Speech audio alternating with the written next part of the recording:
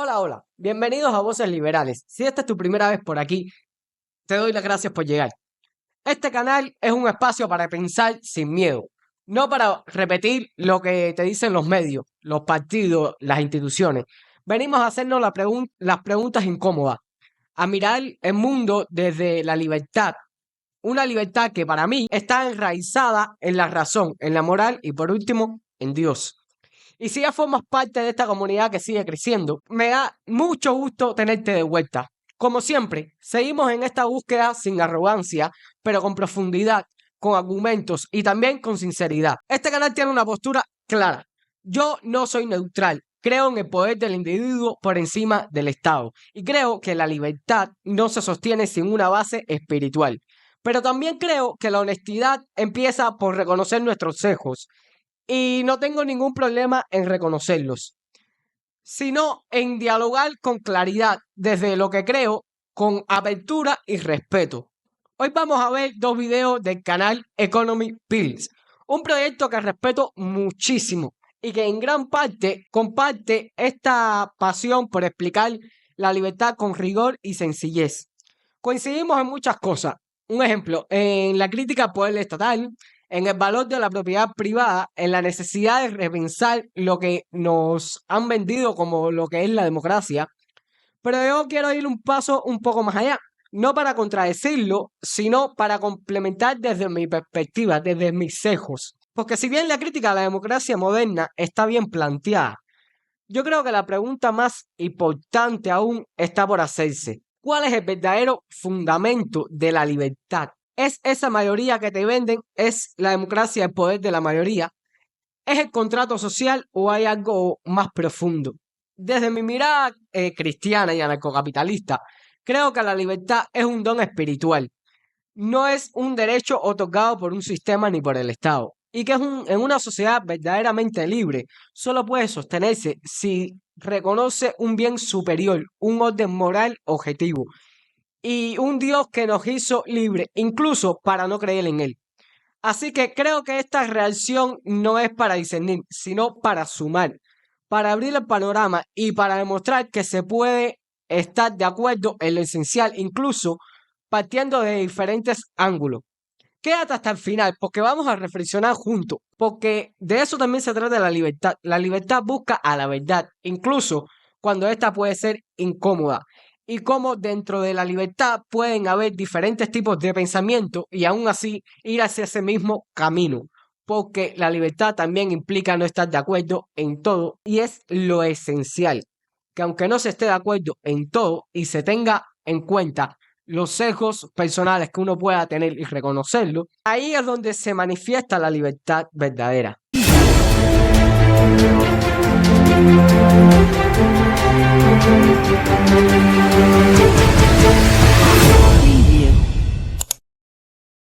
En este primer video, que se titula Escuela de Economía, Democracia contra la Libertad, vamos a ver cómo se distinguen las escuelas de neo-keynesianismo de la escuela austríaca.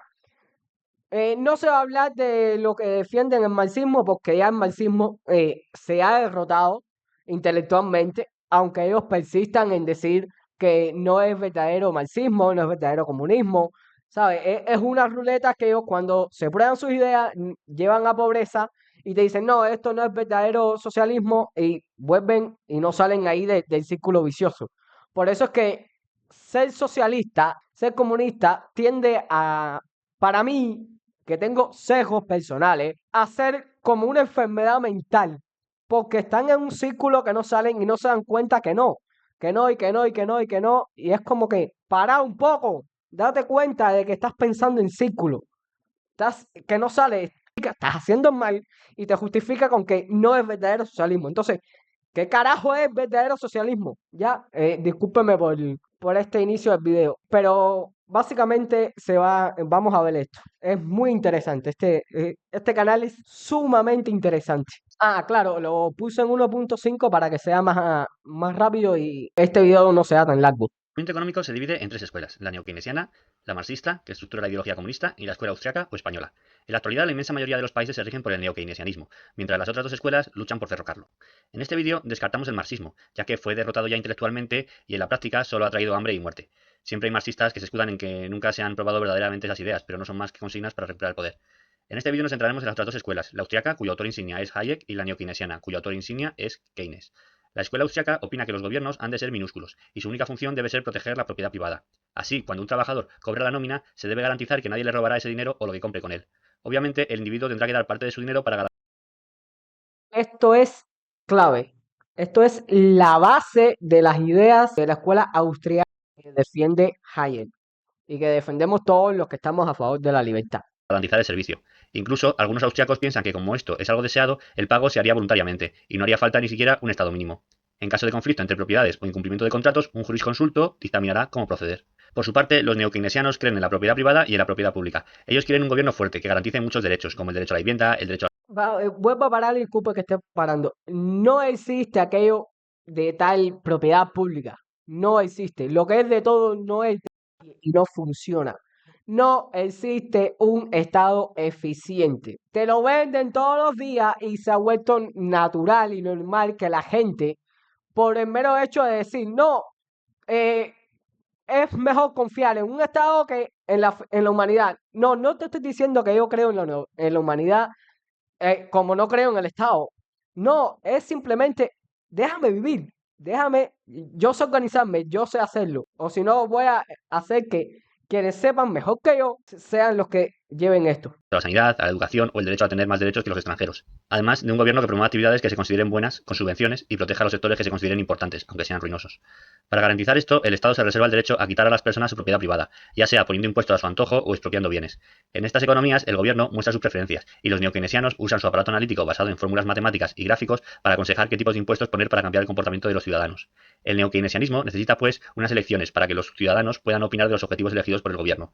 La otra pata de la economía neokeynesiana son los bancos centrales, en donde se decide mediante complicados desarrollos matemáticos y estadísticas la cantidad de dinero que tiene que imprimir para que la economía funcione. Los austriacos opinan que los impuestos en una economía neokeynesiana son un robo y una violación de la propiedad privada, y optan por dar libertad al individuo, lo que significa hacer al ciudadano responsable único de su bienestar, ya que el Estado... Aquí hay que saber que ya la misma palabra de impuesto te está diciendo que está siendo coaccionado por alguien, porque no es libre, esa voluntad tuya no es libre. Tú no estás entregando ese bien, esa propiedad privada tuya, que es el resultado de tu trabajo. O sea, tu dinero es el resultado de tu trabajo, de hacerle un bien a alguien, porque eso es lo que hay que entender, que el mercado solo puede crear bien, no hay tal cosa como que el mercado se equivoca. No, los keynesianos ahí se vuelven a equivocar y te dicen que el mercado no, que el mercado se equivoca, cuando en realidad lo que se equivoca es el cálculo económico que intentan hacer. Entonces, cuando el fallo del cálculo económico que ellos están intentando hacer con intentar deducir a la humanidad, al pensamiento del humano, te dicen que no, la realidad es la que está mal y ellos son los que hicieron bien el cálculo. ¿Cómo me vas a decir que la realidad está mal si la realidad es la que es? ¿Sabes? Tus cálculos son los que están mal. No, la sociedad no puede ser calculada. El ser humano no puede ser calculado. De ahí a que los keynesianos caigan en el error de creer que el Estado es eficiente. Por eso el impuesto ya significa robar. Y la libertad es exactamente eso, responsabilidad. No existe libertad sin responsabilidad. Porque la mayoría de las personas se asustan cuando les dicen libertad, porque piensan que es hacer todo lo que les da la gana, que tú puedes hacer y deshacer a tu antojo. No, es exactamente eso. Tú puedes hacer o deshacer a tu antojo, pero sabes que vas a tener una responsabilidad ante esos hechos que vas a hacer. Es como en la Biblia, en las Escrituras, y yo que soy un recién convertido a cristiano desde mi ateísmo, esto lo conté en mi video anterior, te dice, todo te es lícito, mas no todo te conviene. Es exactamente eso, es libertad, es responsabilidad. Es exactamente eso. Sigamos con el video. mínimo o inexistente que ellos promulgan no garantiza más que la propiedad privada.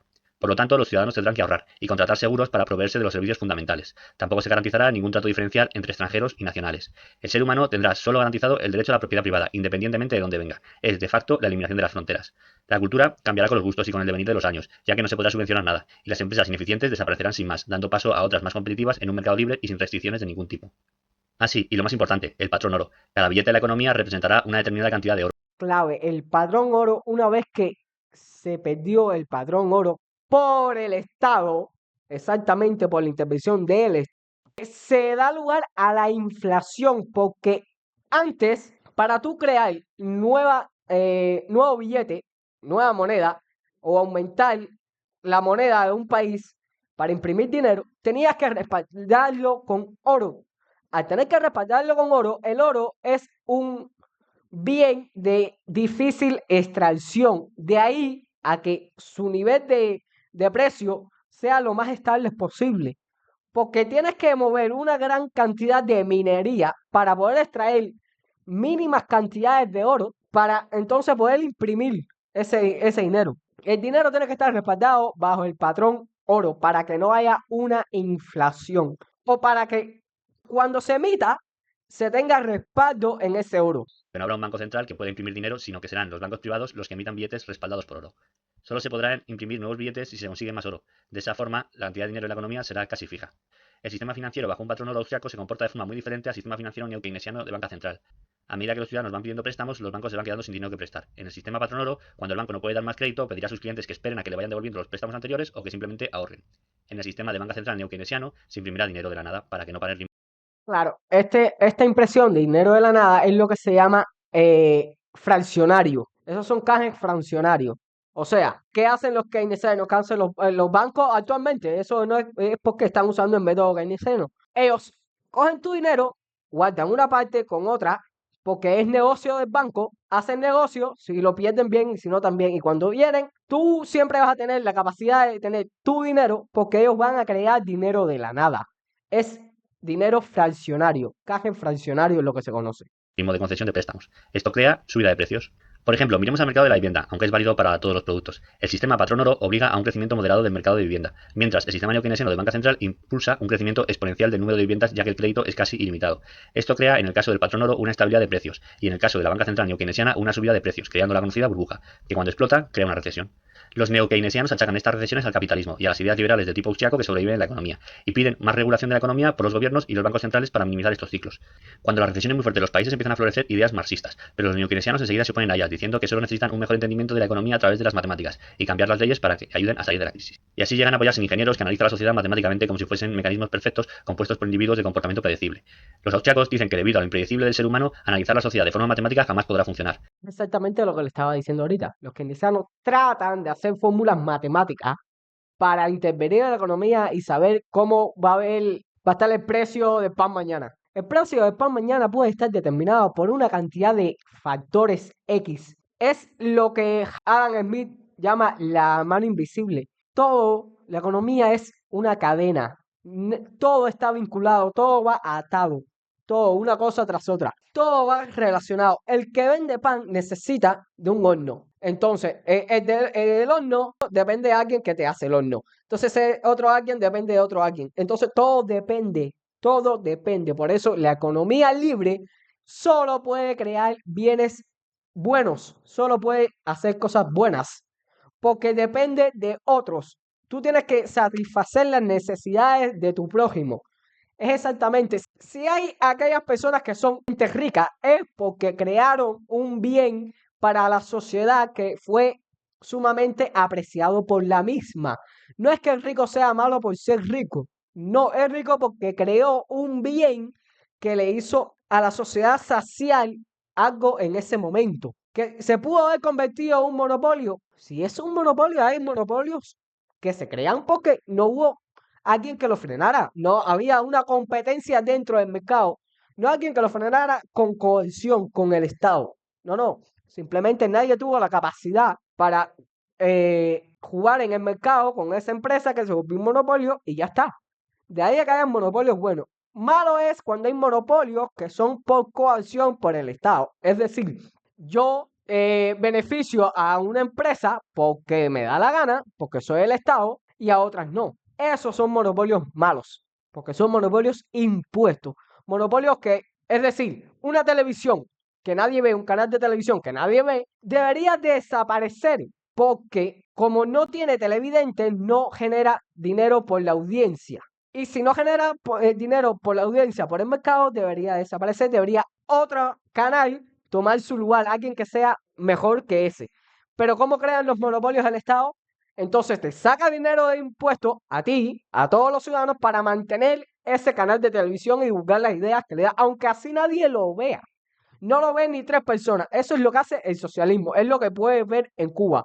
En Cuba nadie ve la televisión cubana. Nadie ve la televisión cubana. O si la ven, están obligados a verla porque no existe más nada. No hay un mercado libre para ver lo que quieras. Entonces, como es subvencionada por el Estado, te quitan dinero y se le mantiene, y se mantiene, y se mantiene, y así está. Así nadie la vea. Entonces, eso es un monopolio malo, porque es bajo coacción de sacarle dinero a uno para dárselo a otros. La curiosa tarea de la economía es demostrar a los hombres lo poco que saben acerca de lo que imaginan que pueden diseñar. Los austriacos aventuran con esta frase que los neokeynesianos fallarán continuamente, o llegarán a conclusiones matemáticas ciertas pero humanamente devastadoras, como que una guerra sirve para animar la economía. Por su lado, los neokeynesianos se defienden de las críticas diciendo que el error no es suyo, sino que el contexto económico es distinto a cuando ellos hicieron los cálculos. Para los Sí, claro. Por supuesto, eso es lo que le estaba diciendo. Me estás diciendo que la realidad es la que está mal cuando en realidad lo que está mal son tus cálculos. No te das cuenta que no cabe. O sea, al final los keynesianos tienden a que hayan revoluciones socialistas y a que entre los socialistas y venga el comunismo. Ellos también son parte al final de que ese comunismo a día de hoy pueda dar vida y pueda seguir existiendo. Si no existiesen los neokeynesianos, créeme que puede que el socialismo ya haya sido erradicado ya totalmente, porque ellos son los que mantienen al socialismo de pie.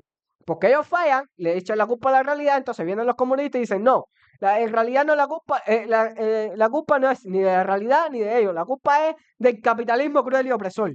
No, señores, no, no, la culpa tiene en tratar de deducir a las personas como entes pensantes que toman decisiones autómatas, y no somos autómatas. austriacos esta frase suena igual que cuando un marxista dice que el determinado sistema comunista falló porque no era realmente comunismo. Hoy día, en los Exacto. manuales de economía más usados solo hay ideas neokeynesianas, con normalmente una brevísima referencia a las ideas marxistas, pero las ideas austriacas no aparecen. Estos manuales se usan en la práctica totalidad de las universidades, ya que estas dependen de los gobiernos que necesitan las ideas neokeynesianas para justificar su existencia y poder endeudarse.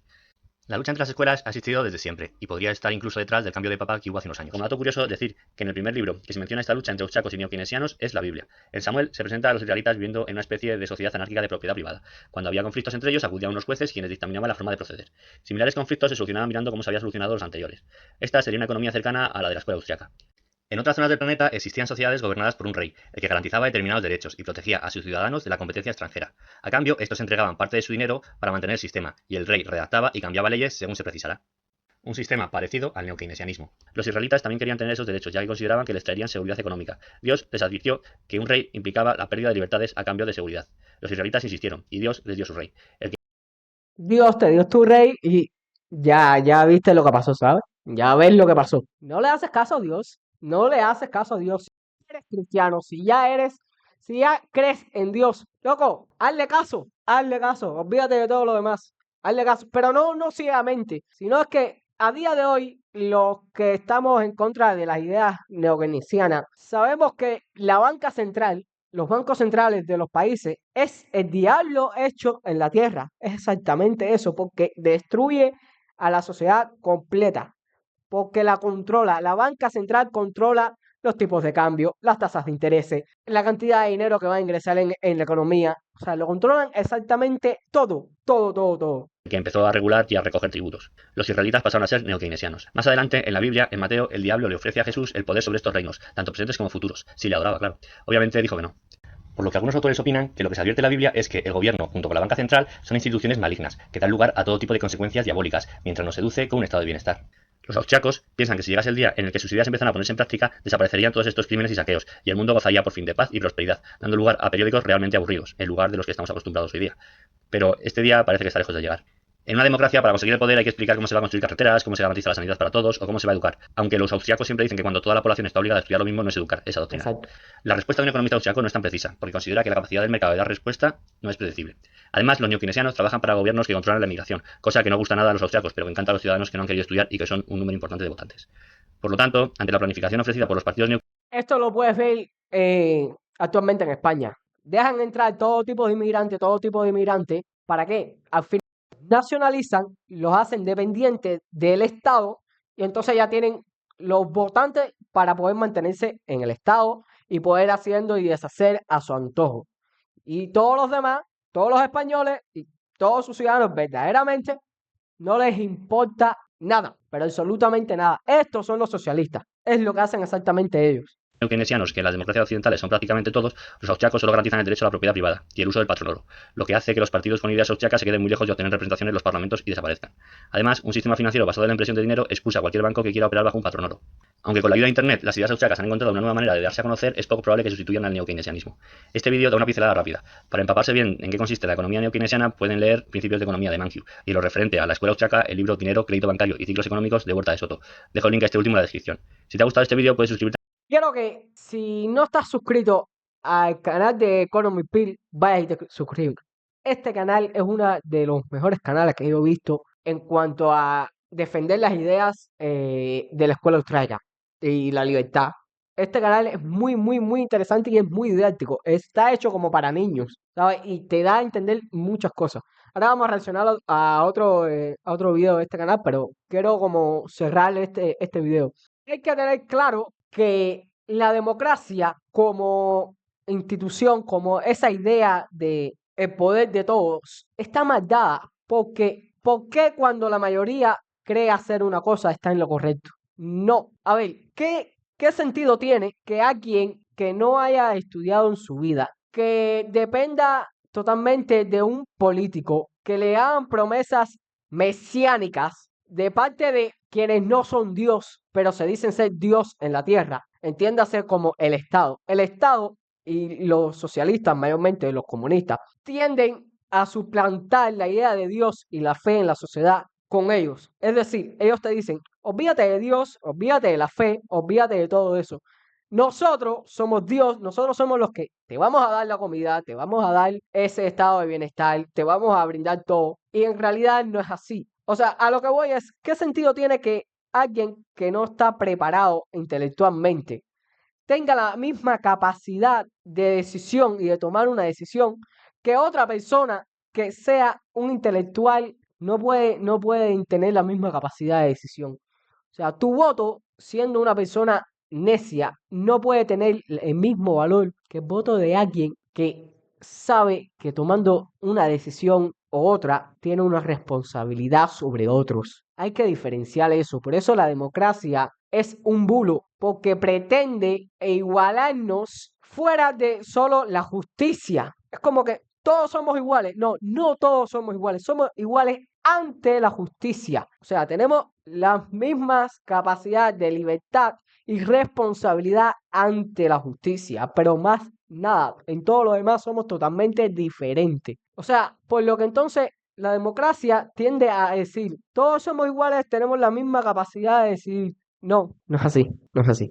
Y bueno, ahora quiero pasar a ver este video que se llama ¿Qué es derecho natural? O sea, aquí van a ver lo que separamos también los que apoyamos a la escuela austriaca de la escuela de Keynes y los marxistas. Es decir, derechos naturales que nos son dados por meramente ser seres humanos, haber nacido seres humanos, o desde mi sesgo o desde mi visión cristiana, por Dios, dada por Dios, que es derecho a la propiedad, a la libertad y a la vida. Esos son los derechos naturales que defendemos mayormente en la escuela austriaca. Pero al contrario de las demás escuelas, defienden los derechos humanos.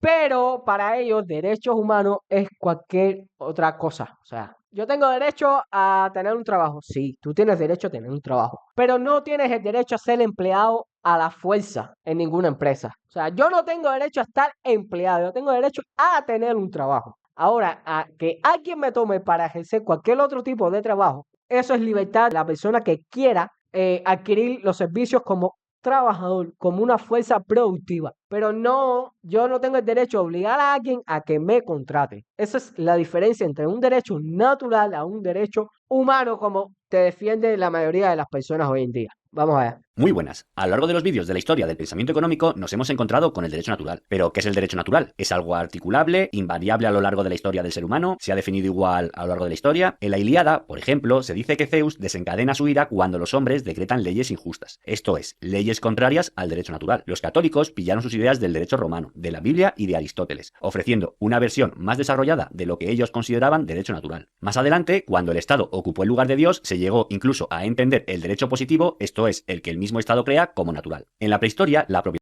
Exactamente lo que le estaba diciendo. El Estado viene para reemplazar la fe en Dios y para decir que ellos son Dios. No lo son, señores, no lo son. Y se lo digo desde la perspectiva de alguien que fue ateo. Yo fui ateo, pero ateo duro. Y mi conversión al cristianismo no lo expliqué en el video anterior y les invito a que los vean. Pero no viene dada desde esa revelación divina que muchos dicen experimental, que sí puede pasar, no digo que no, pero no fue mi caso. O sea, yo no me convertí al cristianismo por una revelación divina, me convertí al cristianismo porque creo, y esa es mi base y así me muevo, en la honestidad intelectual de las personas. Si para ti tus ideas son importantes, ponlas a prueba, ponlas a prueba. Si tus ideas sostienen cualquier tipo de idea, entonces vas bien. O sea, si tus ideas siguen en pie, poniéndolas en prueba con otras y poniéndolas en riesgo, tus ideas están bien. Pero, ¿a qué me refiero con esto? Yo era ateo, y al ser ateo, aborrecía totalmente cualquier tipo de deidad, cualquier tipo de Dios. Pero si sigues estudiando, si sigues averiguando, si eres honesto contigo mismo y si en realidad quieres buscar algún tipo de sentido, tanto filosóficamente como sentido para ti, para tu existencia, para explicarte, tienes que poner a prueba todo. Y si eres honesto contigo mismo, vas a ir desmontándote cada cosa y vas a ir que, no sé, Dios no existe. Al final vas a ir poniéndolo a prueba y se te va a ir cayendo, se te va a ir cayendo. Y es eso. Si tus ideas no se sostienen, cámbialas porque es más importante las ideas que los hombres. Es más importante. Esto lo vemos en Jeremías. Discúlpame que cite. Discúlpame, no. A partir de mi conversión al cristianismo y mi estudio en las escrituras de la Biblia, voy a empezar a basar mi vida en eso. Porque en eso es lo que honestamente voy a empezar a hacer. En Jeremías 17:5 lo vemos y está escrito y dice: maldito sea el hombre que confíe en otro hombre. Esto también, desde mi pasión a rap, a Canserbero, lo vemos en su canción titulada así, Jeremías 17:5. Maldito sea el hombre que confíe en otro hombre. Gran verdad en esa frase se esconde, es lo que dice Canserbero. Y es realidad, no, el hombre al final es una creación. Vuelvo a decir mi sesgo cristiano. Para mí el hombre es una creación de Dios, que Dios nos creó y nos dio la libertad, incluso para no llegar a Él y para negarlo. De ahí a que existan ateos y de ahí que existan agnósticos, que el agnosticismo, discúlpame que me desvirtúe un poco, pero el agnosticismo, desde mi posición que estuve, es como no saber, pero vives tu vida como que negando a Dios. O sea, no sabes si Dios existe, pero sigues viviendo tu vida pensando que Dios no existe. Entonces no estás siendo honesto contigo mismo en dudar si Dios existe o no. Si ya dudas que Dios existe, tienes que entonces empezar a vivir tu vida como que Dios puede existir. Y si Dios puede existir, puede que como estés llevando tu vida no sea la correcta, según la existencia de Dios. Entonces tienes que ser honesto, ¿sabes? Por eso es que hay muchos agnósticos que viven su vida pensando que Dios no existe, aunque piensen que Dios puede existir.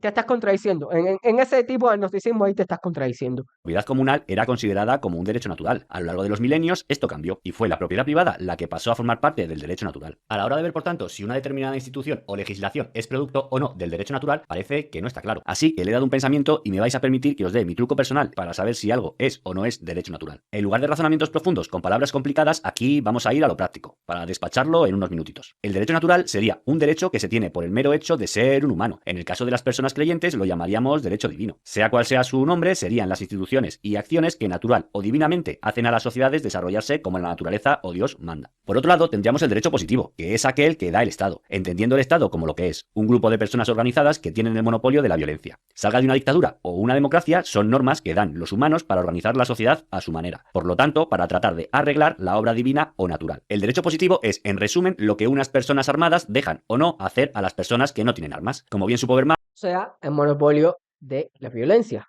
el Estado.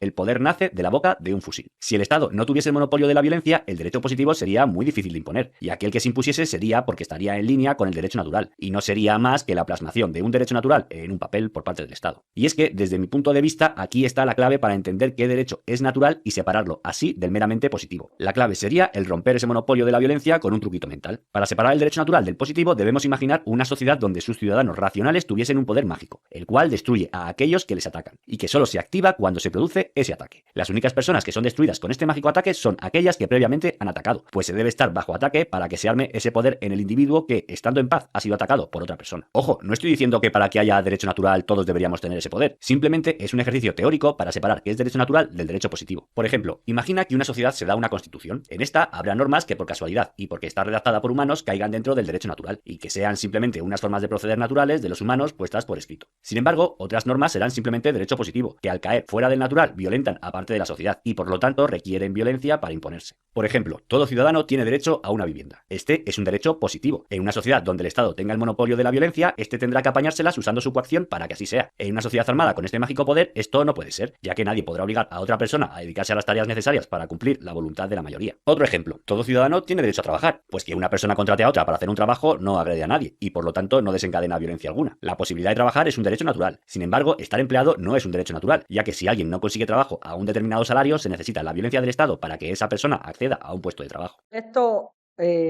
lo podemos ver cuando en países se fija como un sueldo mínimo. Sueldo mínimo lo que hace es distorsionar la economía. ¿Y por qué no hay personas que a lo mejor hagan ese mismo trabajo por menos cantidad de salario?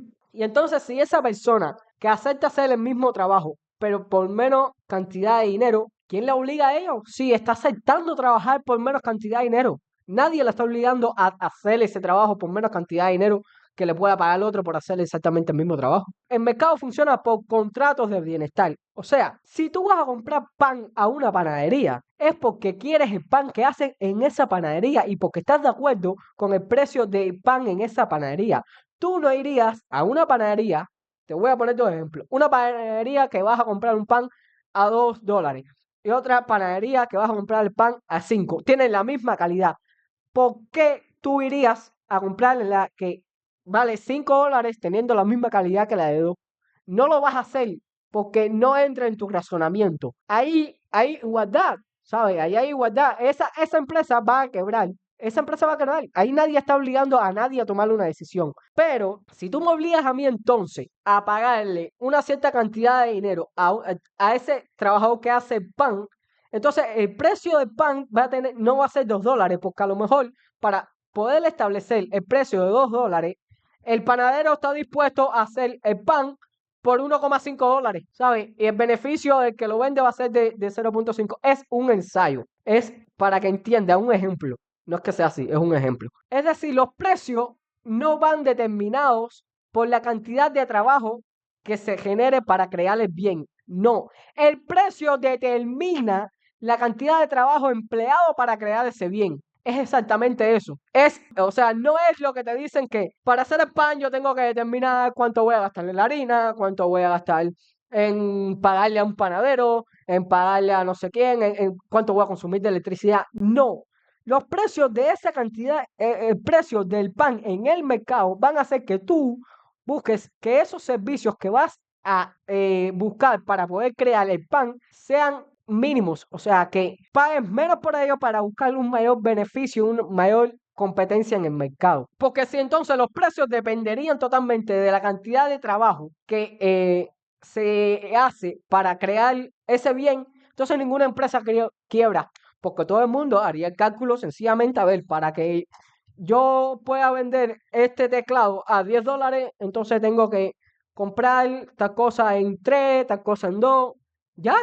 ¿sabes? Hago mi cálculo y eso me va a garantizar que entonces viene cualquier persona y me va a comprar el teclado. No, señores, no. Va a haber alguien que no me ve, no compre el teclado. Entonces yo voy a tener que bajar el precio del teclado porque no está siendo accesible al público. Mi público no quiere mi teclado por como yo lo hice, por el precio que tiene, por la cantidad de dinero que gasté. No lo quiere. Entonces, ¿de qué valor tiene esa cantidad de trabajo empleado para crear este teclado si nadie lo quiere? ¿Sabes? El precio es subjetivo, el precio no es objetivo. Las personas le dan precio a las cosas y los precios son los que maneja todo lo demás. Pero no se pone porque se pone fijo. Eso lo hace el Estado y es cuando entran crisis. Exactamente por eso, porque te regulan las cosas. ¿Por qué? Te digo, el teclado vale $5. Sí, vale. Y si no hay teclado, no puede valer más de $5. Pero es que hay uno nada más.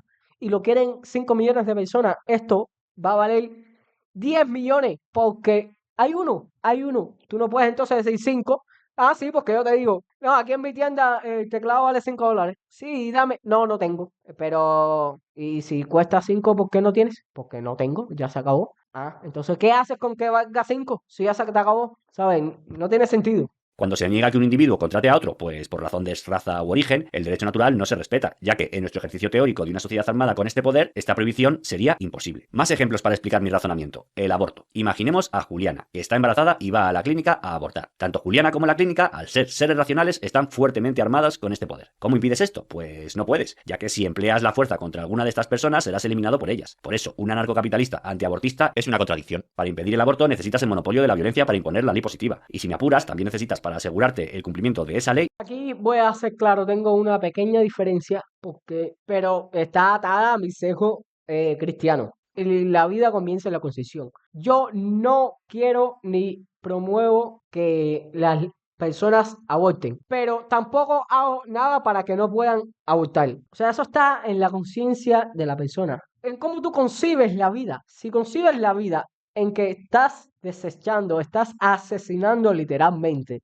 a tu fruto, a tu hijo, porque como quiera que sea es tu hijo a quien estás quitándole la oportunidad de vivir. Sí, vale, van a decirme no, pero las condiciones de pobre, la pobreza, no tiene estudio, los padres son un desastre. ¿Me estás diciendo que mates a los pobres directamente? ¿Que maten a las personas que no tengan oportunidades de tener algo económicamente? ¿Qué me estás contando? No, es para mí, y vuelvo y repito, desde mi sesgo, para mí Dios es el único que tiene capacidad de darte la vida y quitártela. Tú no tienes la capacidad de quitarle la vida a nadie. No lo puedes hacer, no tienes la capacidad. Pero de que no tienes la capacidad de quitarle la vida a nadie, tampoco tienes la capacidad para ejercer tu poder contra alguien que quiera hacerlo. Simplemente la justicia es divina. La justicia de esa persona va a estar dada por Dios. Crea o no en esa persona, yo sí creo que iba a ser juzgada por Dios, sí lo creo. Al final sí lo creo. Por eso es que antes que me conocen, pueden que entiendan como que yo estoy en contra del aborto y quiero hacer cosas para que la gente no aborte. No, yo lo que quiero es cambiar la conciencia de las personas para que no aborten, para que sientan que abortar es algo que está mal. Pero no voy a apoyar a que un Estado haga una ley que determine que esté en contra del aborto. Que no, ya déjalo, ¿sabes? La libertad es de esa persona. Pero que sepa que su libertad también está cortando la libertad de vivir de otra persona. Porque ese feto que está en el vientre, ese nuevo ser que está en su vientre, no tiene la capacidad de poder elegir vivir o no. No la tiene. Ellos no tienen capacidad de decirte, no, yo no quiero morirme. O sea, estás ejerciendo tu libertad sobre otra persona, como quiera que sea.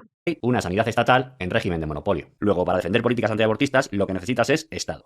Y es que otra cosa que nada tiene que ver con esto es lo que es pecado o no según las distintas creencias. Un derecho natural puede, por supuesto, ser pecado, y de acuerdo a las creencias de cada uno será juzgado por un ente divino. Pero es que ir en contra del derecho natural también sería pecado, ya que como hemos dicho, para personas creyentes es lo mismo que el derecho divino. O sea que impedir el pecado con una ley positiva cuando este es un derecho natural es también pecado. Para que un humano sea juzgado convenientemente, el pecar es un derecho natural, siempre y cuando se peque sin activar el poder de ninguna persona racional que desencadene.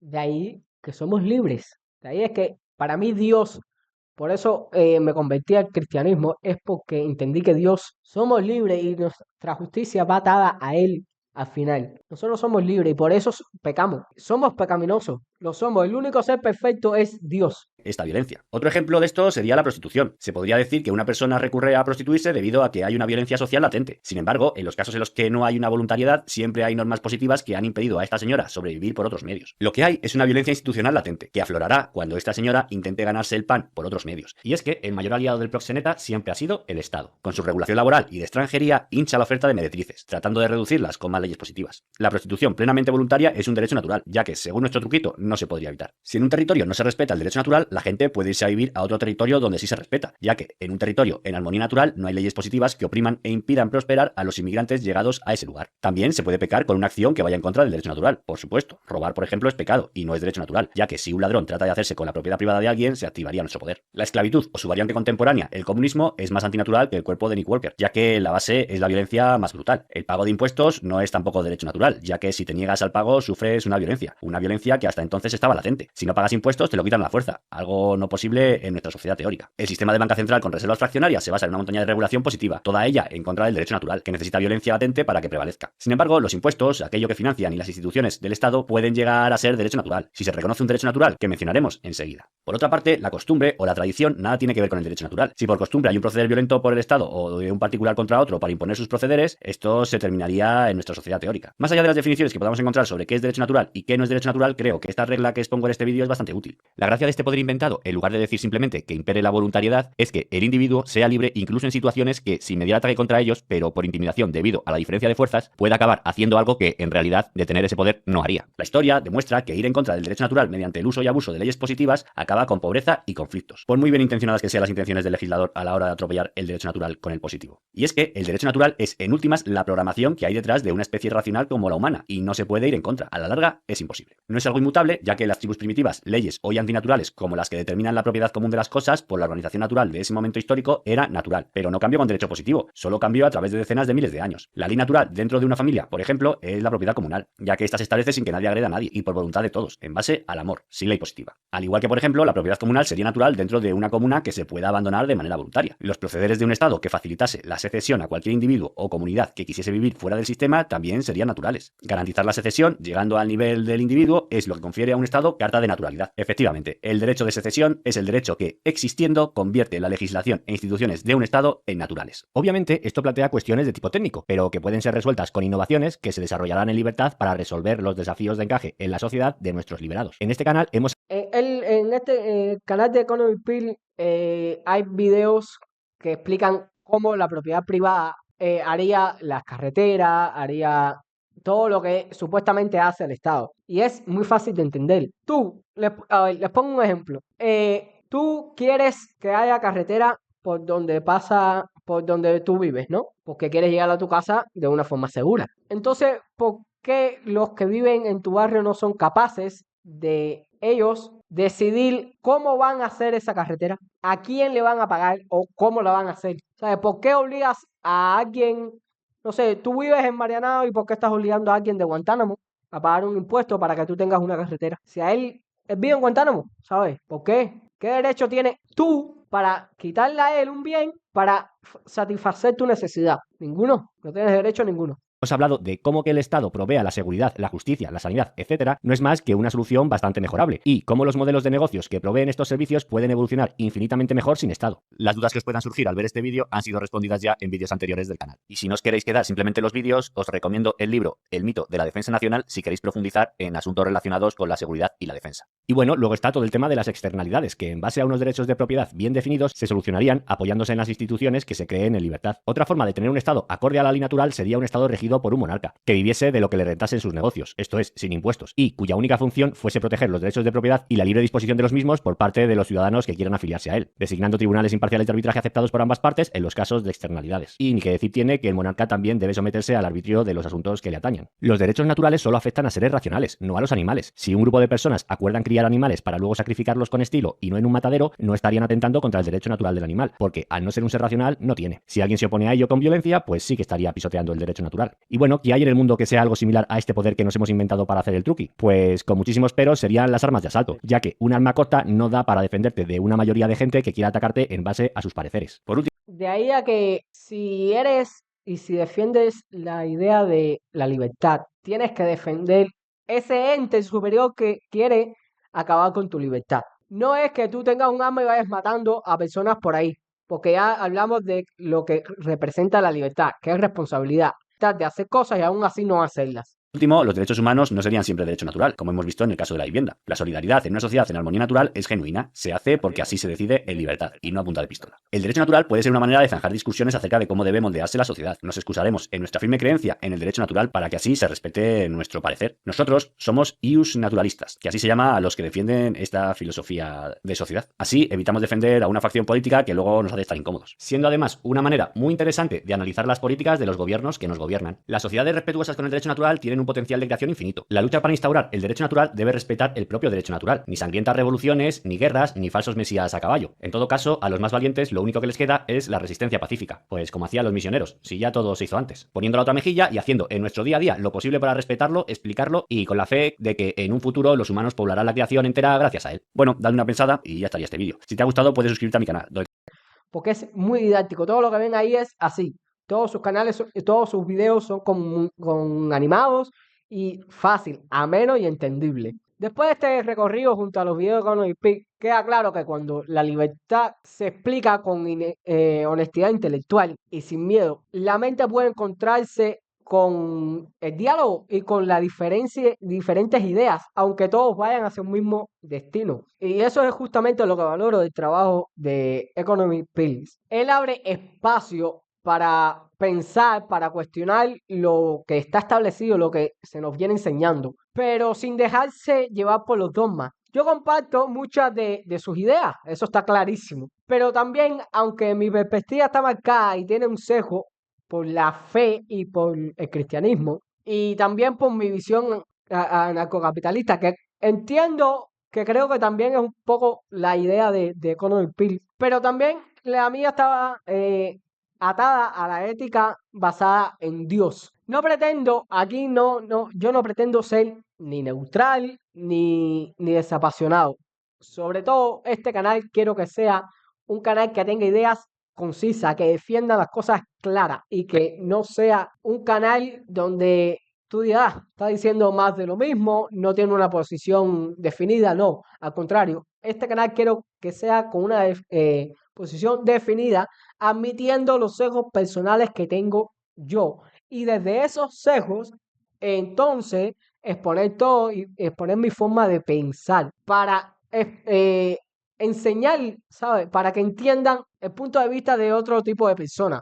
Al final, esta es una invitación a dialogar desde la verdad, que cada uno la busca como quiera, pero no como quiera de una forma sin responsabilidad, sino siendo honesto intelectualmente. O sea, porque la libertad no es un punto fijo, es un camino que se construye con responsabilidad, con respeto y con la mente abierta para exponer tus ideas y ponerlas en riesgo, para entonces así puedas aprender y entender. Gracias por estar nuevamente aquí y ver este video, por pensar un poco conmigo. Te invito a que te suscribas, le des like, que comentes. No me importa que comentes en contra de mis ideas. Lo que quiero es exactamente eso, que pongamos en riesgo nuestras ideas, pero no la persona, las ideas. Te invito a crecer honestamente e intelectualmente para desafiar todo lo que